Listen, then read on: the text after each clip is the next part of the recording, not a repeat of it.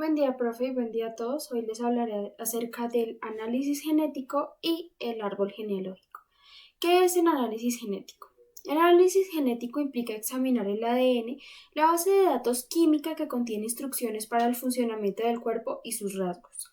También puede revelar cambios como, por ejemplo, mutaciones en los genes que pueden ocasionar enfermedades y afecciones. Hablaremos ahora del árbol genealógico. ¿Cómo se lleva a cabo la elaboración del árbol genealógico? Primeramente se necesita información como la edad o la fecha de nacimiento. Para los miembros fallecidos se necesita la causa y la edad de su defunción. También los problemas médicos más importantes, con la edad en la que aparecieron, defectos de nacimiento, problemas de aprendizaje y retrasos mentales, pérdida de la visión o audición a una temprana edad. En el caso de miembros de la familia con problemas médicos conocidos, es importante agregar si fuman, el tipo de dieta que llevan, si hacen ejercicio y si tienen sobrepeso. Entonces, ya para iniciar a explicar cómo se elabora el árbol genealógico, entonces se necesitan los siguientes símbolos para realizar el árbol genealógico. Primeramente, entonces está el sexo masculino, el sexo femenino,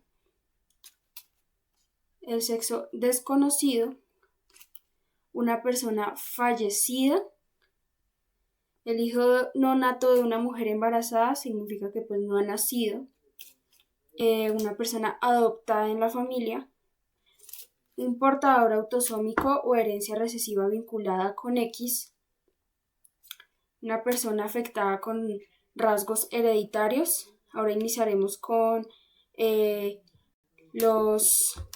las relaciones en este árbol genealógico, como por ejemplo la consanguinidad, una pareja infértil, una pareja sin descendencia y los gemelos dicigotos, monocigotos y desconocidos. Finalmente, como pueden ver acá, en primer lugar empezaremos a nombrar con números romanos, como pueden ver acá, ya iniciando a hacer el árbol genealógico, las generaciones desde la parte superior hasta la parte inferior de este modo. Con 4 generaciones, por ejemplo, si estamos estudiando este árbol genealógico, entonces los bisabuelos serán la generación 1, los abuelos la generación 2, los padres la generación 3 y los nietos la generación 4. Después ordenaremos los individuos por orden de nacimiento, señalando su generación y su posición. De este modo, pues ya se explica cómo se puede elaborar el árbol genealógico.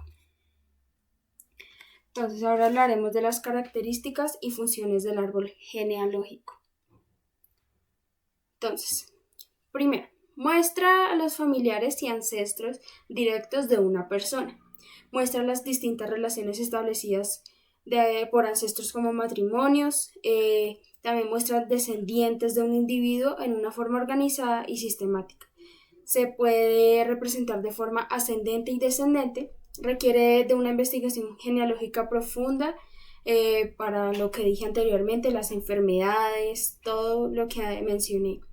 Y dependiendo de la finalidad del árbol, puede referirse a las enfermedades, sangre o a un linaje. Muchísimas gracias por su atención. Hola, ¿qué tal? Muy buenas tardes. A continuación yo les voy a hablar acerca de las mutaciones. Entonces, una mutación es un cambio en el ADN, es decir, en uno o más genes. ¿Pero de dónde vienen esos genes? Entonces, tenemos aquí el cuerpo humano, tenemos las células y tenemos los núcleos. Dentro de los núcleos vamos a encontrar unas estructuras filiformes en forma de X que son los cromosomas. Se dice que nosotros tenemos 23 pares de cromosomas. Dentro de esos cromosomas tenemos el ADN, que está compuesto por 4 sustancias químicas que son la adenina, la timina, la guanina y la citosina, que son los nucleótidos. Y estos van a ser los encargados de producir un código que son los genes. Se dice que aproximadamente tenemos 24.000 tipos de genes y estos van a ser los encargados de nuestro aspecto físico, de nuestra fisiología y de nuestro comportamiento. Dentro de las mutaciones encontramos varios tipos. Una de ellas son la génica o puntual. Este tipo de mutación es a nivel molecular y se caracteriza por una alteración en la estructura molecular de los genes, es decir, en sus bases y en sus letras. Aquí tenemos un ejemplo. Entonces, aquí tenemos una cadena normal de ADN con una secuencia específica y cada letra con un color específico. Y aquí tenemos las varias alteraciones que se pueden generar. Entonces, una por sustitución, es decir, se reemplazó, aquí debería ir una A y hay una C. Por adición se agregaron dos letras de más, es decir, 2G, y una de elección que prácticamente desapareció, dos letras. Este tipo de mutaciones puede generar anemia, albismo o enanismo. También tenemos otro tipo de mutaciones que son las cromosómicas o la estructural, y estas se caracterizan por una alteración en la estructura de los cromosomas. Tenemos dos tipos. Una se da por la alteración en el orden de los genes, y aquí vamos a encontrar la inversión y la translocación. En la inversión, como su nombre lo indica, se va a invertir un segmento de un cromosoma en otro cromosoma, como lo pueden ver acá.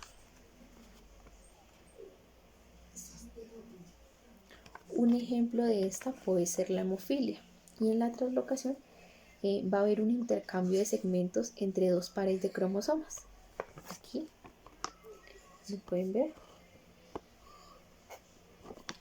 Un ejemplo de este tipo de mutación es la leucemia mieloide crónica, que más adelante mis compañeros les van a explicar más sobre esta. También vamos a encontrar en este mismo grupo de mutaciones unas por alteración en el número incorrecto de genes. Y aquí vamos a encontrar la duplicación, que prácticamente un cromosoma va a copiar un segmento de otro cromosoma, como lo ven acá.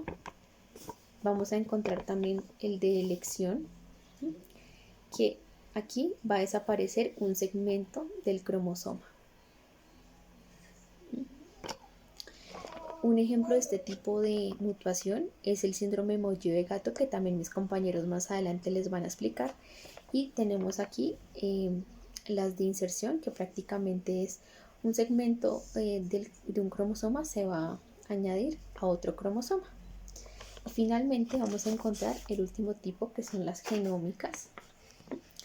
Este tipo de mutaciones se va a caracterizar por alteración en el número de cromosomas. Se da en la meiosis, en la formación de los gametos, ya que algunos van a tener más cromosomas que otros, y también se da cuando un óvulo es fecundado por más de un espermatozoide. Aquí también vamos a encontrar dos tipos, que son euploides y aneuploides. Entonces, en las euploidías vamos a encontrar las poliploidías y las haploidías. Estas se van a caracterizar porque van a tener una alteración en ese número de cromosomas, pero lo que van a generar es una alteración en todo el grupo de cromosomas, en todo el grupo. Entonces, aquí tenemos un ejemplo. Aquí pues lo normal es que cada uno pues tenga, cada grupito tenga de a dos cromosomas, que eso se llama diploide. Algunos cromosomas son haploides, es decir, que solo tienen uno. Y lo que va a generar la mutación es que van a empezar a generarse más cromosomas y va a afectar todo el grupo. Como lo pueden ver acá, aquí ya hay 3, aquí ya hay 4, aquí ya hay 5 y así sucesivamente.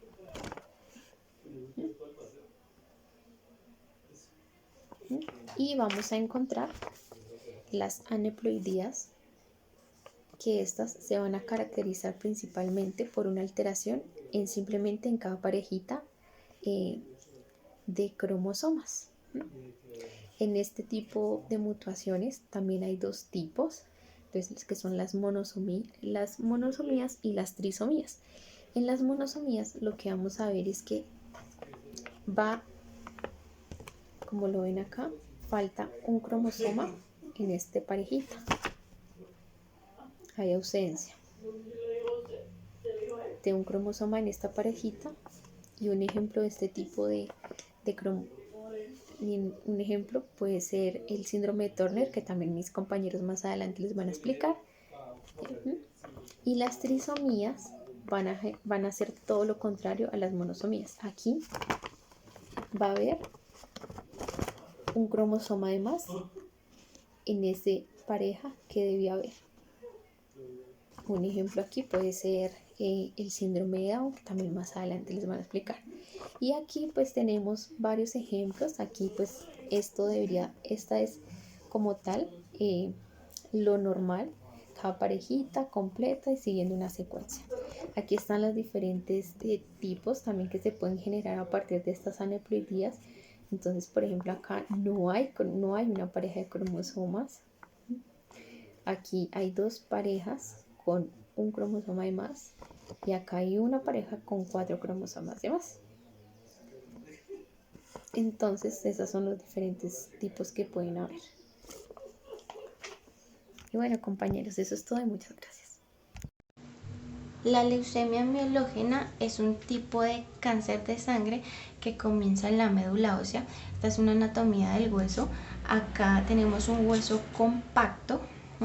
La parte exterior tenemos una media que es el hueso esponjoso, que es ahí donde se producen y se maduran las células.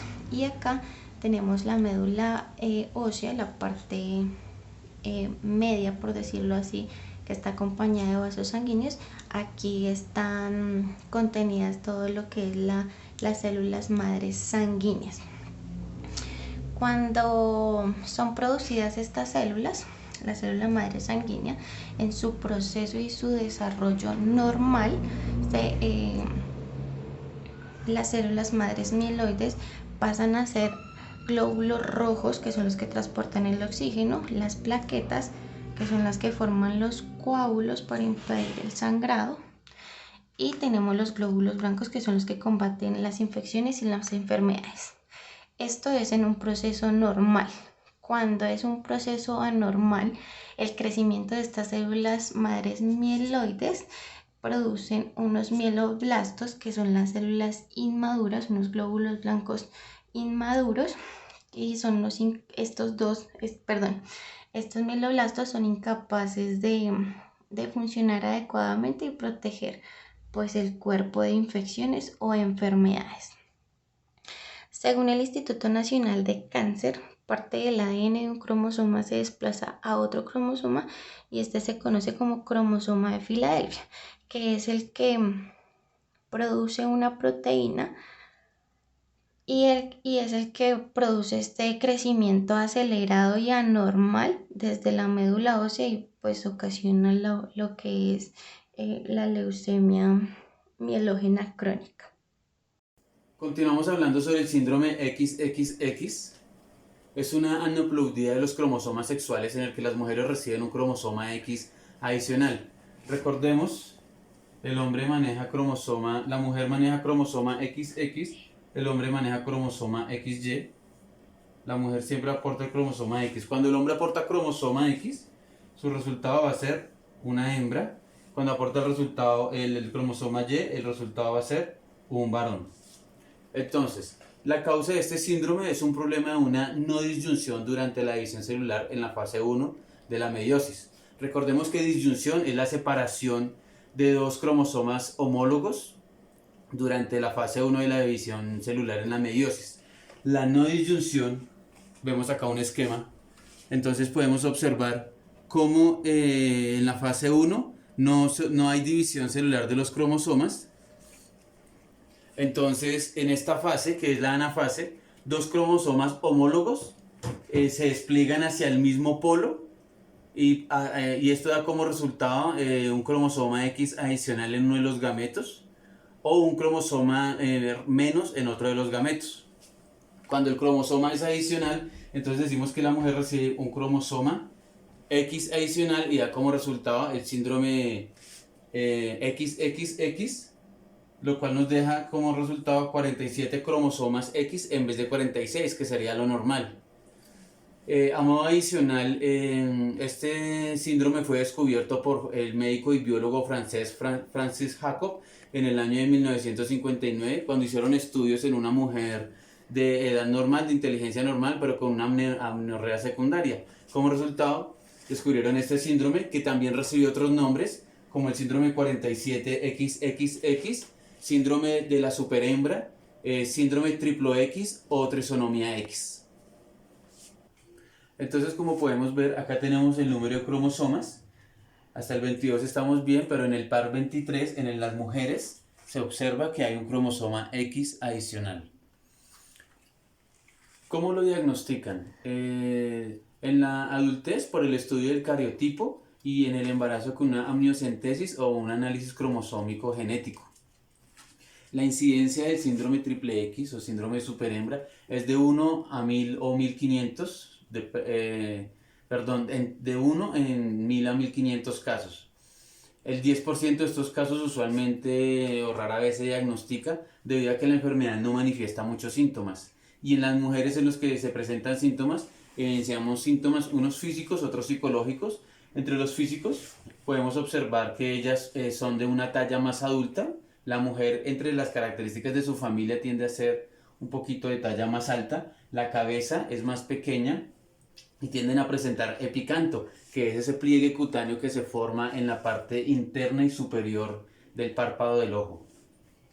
Entre los síntomas psicológicos notamos que son mujeres con tendencia hacia la depresión, hacia comportamientos de conducta como cosas de inmadurez, trastornos del lenguaje, trastornos para la comunicación. Su tratamiento está dado al manejo sintomático, ya que, como dijimos, la mayoría de mujeres no presentan síntomas, entonces es difícil poder dar un tratamiento. Usualmente no tiene cura, no hay un manejo en sí para controlar la aneuploidia, ya que la mujer muchas veces ni se da cuenta cuando aporta este trastorno genético durante su embarazo. Y entonces el tratamiento está dado sintomático. Las que presentan síntomas psicológicos, pues control, citas psicológicas o terapias del lenguaje. Y esto es todo en cuanto al síndrome triple X. Gracias. Los cromosomas están formados por una hebra larga que se llama ADN. Este contiene cantidad de genes. Estos tienen una localización en particular y a este se le determina o se le denomina locus. Los cromosomas cuando sufren de cambios se les llaman mutaciones. Normalmente los cromosomas son 4. Estos se les llaman cromantias. Normalmente es el centrómero, que es el que está en la mitad, el brazo P, que se denomina P al más corto, y el brazo Q al más largo. Los genes se encuentran en la distribución de los brazos y cuando el centrómero se ubica en la mitad se llaman metacéntricos, cuando se ubica un poco más arriba se llama submetacéntricos.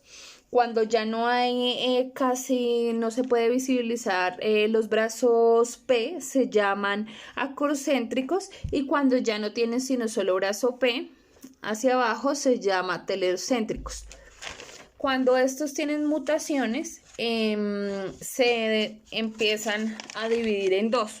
Unos son los estructurales y otros son los numéricos. Los estructurales van determinados en dos, en variaciones en el número de genes y en variaciones en la disposición de los genes.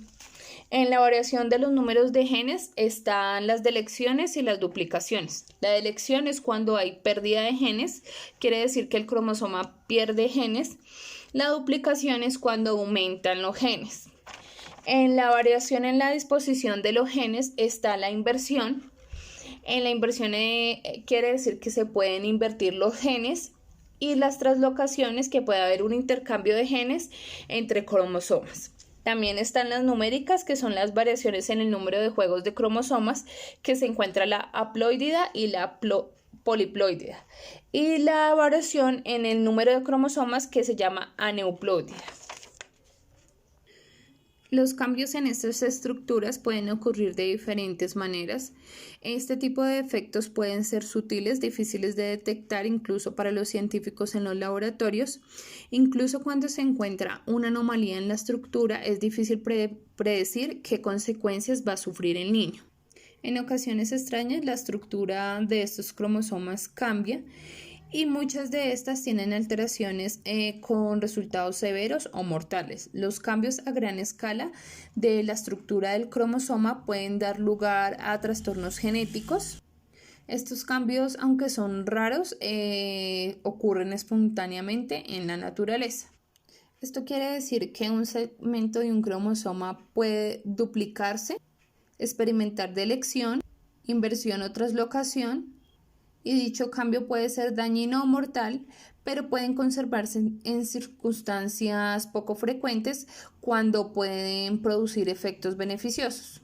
En estos puede haber una falla de separación o anormalidades de cromosoma. La falla de la separación cromosómica puede modificar el número de autosomas en los cromosomas sexuales de los gametos. Estos cambios suelen provocar trastornos genéticos en los hijos. Las anormalidades de los cromosomas sexuales pueden estar asociados con dificultades de aprendizaje, retraso mental, afección de las destrezas motoras y demás. Normalmente los cambios estructurales afectan a los cromosomas en tamaño y forma. Gracias.